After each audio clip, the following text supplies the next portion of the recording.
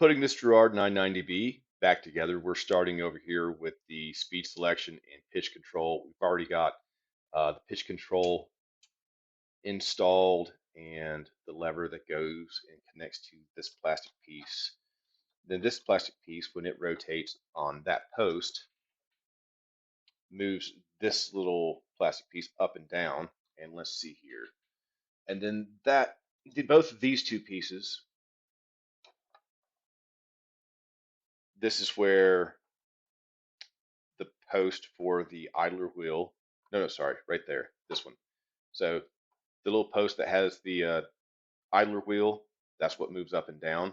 But both of these pieces um, go above that. And then we're going to be moving our way across the underside of the board. We're not going to be able to get too far for two main reasons. One is, so right here is the slots for the, oh heavens, what are these called? Switches. So your on off, auto, and your manual lift. But this cork washer is looking a little haggard, so I'll be taking that off and replacing it with a fiber washer. However, that fiber washer is kind of a rascal to get on because I don't know if you can see it all too well in these videos, but you see that's kind of like notched out. Yeah, so you can't really slide these things off and on. So it's not a difficult replacement, but it just takes a little bit of strong arming to get that fiber washer on there. I was at the hardware store and I was trying to find like cork washers like for a one-to-one replacement, and they just didn't have it. I don't know if those are still a thing.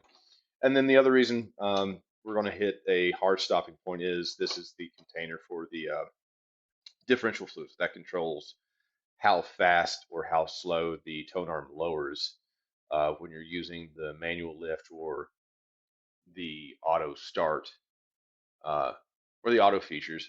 But I want to take this apart or take this open and replace the old differential fluid and replace it with new, thicker differential grease, which I don't necessarily have to do. The tone arm was coming down pretty fine before it's had, but like I've already got this thing stripped down this far, I might as well just go ahead and go that extra step. Um, and then some of the other things is I want to take this old graphite grease off and replace it with new graphite grease, but that's going to be a little bit of a rascal. So we're going to do all the simpler things as much as we can before we have to dive into this piece, doing that one. The motor is going to be dead last. I always do the motor dead last as far as like the mechanical stuff.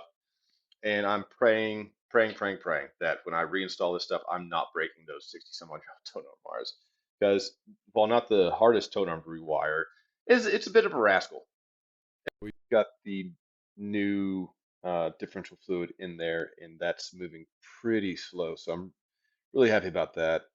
That way, if somebody buys this and wants to put a newer cartridge on there and wants to use the auto start and auto stop feature, it's not going to be too terribly aggressive on the stylus's suspension. But mostly, before we put this thing back up there, uh, this spring right here, or this post right here, this is what was causing the tone arm to not move freely. So had to get the heat gun to get that piece out, and now we've got some oil on those. We cleaned them off, and now we've got some oil on both of those silver posts. So right now I'm just running it through to make sure it's going to go all the way down. There's a little spring right there that acts as the additional little force to get it all the way down to the bottom. Obviously, the tone arm pressure from the tone arm pushes it down as well. So real happy about that. Also, we've got the that fiber washer. Replace that old, oh, what was it, cork? Yeah, that old cork washer. So now we're in a really good spot to start really making some headway, getting this thing back together. Getting this piece on and off is a little bit of a risk because this is really the only screw that you have a direct shot at. Both this one right here and there's one right that goes. Hold on, let me point that a little bit better. Goes right there. You have to kind of go in at an angle, and so it helps to have like little precision screwdrivers for this guy. I didn't get as far along as I wanted to today on this turntable, but that's fine. We still got some of the more important things done. It'll go a little bit quicker now that we've got this main piece installed. because a lot of these pieces connect either directly or indirectly to this piece right here. So we really needed to get this, oops, we really need to get this guy in there. So we've got the stiffer differential fluid, so that moves considerably slower.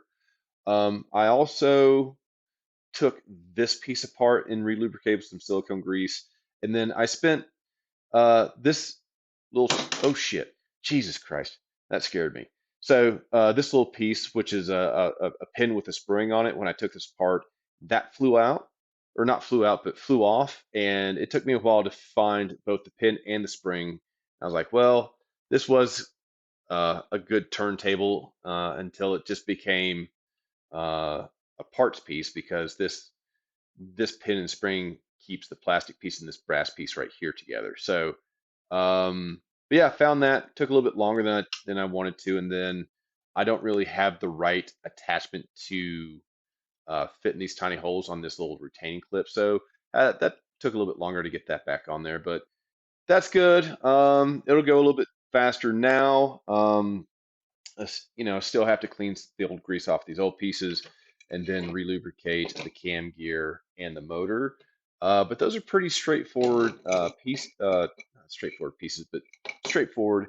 The biggest time constraint on, at least on the cam gear, is just getting this old graphite grease on there. And I don't necessarily know if you have to take that off of there, but I just kind of like off with the old, on with the new. If you're going to do it, just go ahead and do it. No need to half acid or quarter acid or mix and match.